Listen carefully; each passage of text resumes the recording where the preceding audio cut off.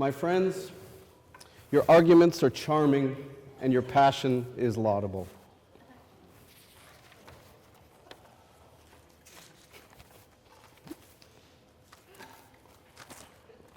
Let me take your arguments one by one. To the first witness, I say, the health impacts you claim to have suffered do sound unfortunate. But we have a saying in the energy industry. If you're going to make an omelet, you need to break a few eggs. To the second witness, Mr. Soto, your fish story is lovely.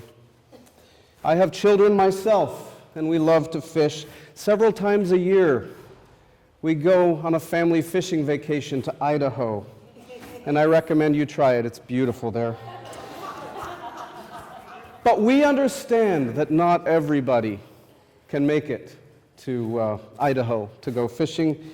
So it is my pleasure to announce to you today that my client is investing $2.5 million in a community salmon farm to be established in the city of San Pablo, just near the casino there. We hope to see you all there. Where the hospital is? Oh, and about Mayor McLaughlin, do not mention that woman's name in my presence. To the third witness, Ms. Gould, the notion that the United States Constitution was written only for white men, my client finds this patently offensive. Now, it's not the fact of the Constitution being written for white men that my client finds offensive. Indeed, my client finds this quite convenient. It's the fact that you would abuse this forum to denigrate our founding fathers and the U.S. Constitution, without a doubt the greatest legal and political document our civilization has created.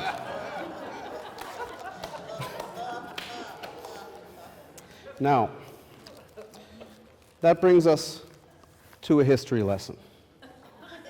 Let's remember that the United States Constitution is not the only document written only for white men. The 14th Amendment to the Constitution, going all the way back to 1868. Some of you may remember that's the amendment that gave African people the status of human beings.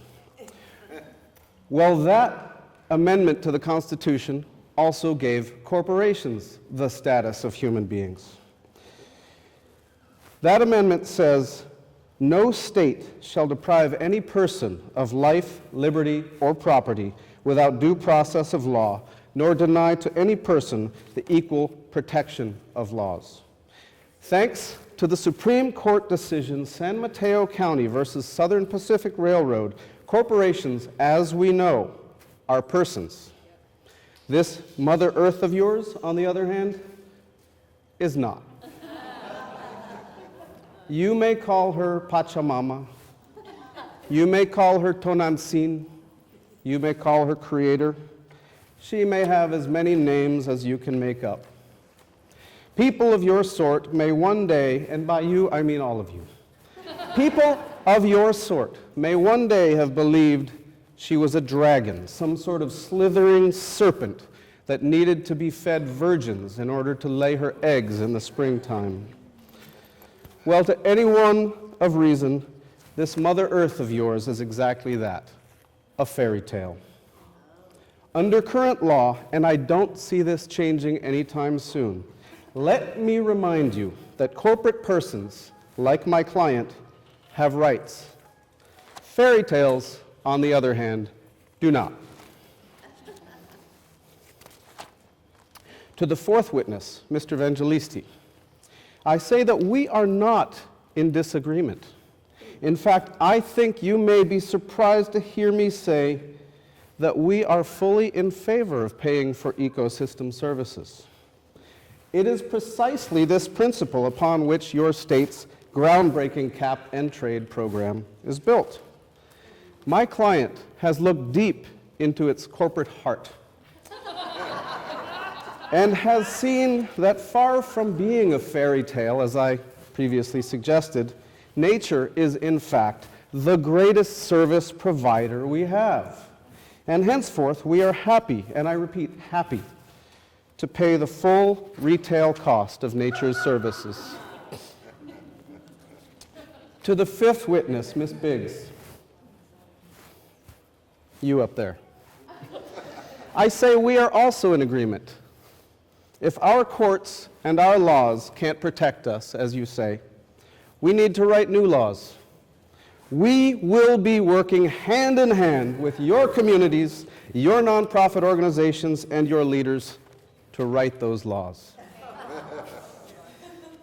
And to the sixth witness who spoke so eloquently and convincingly about restorative justice, all I can say is bring it on. Thank you.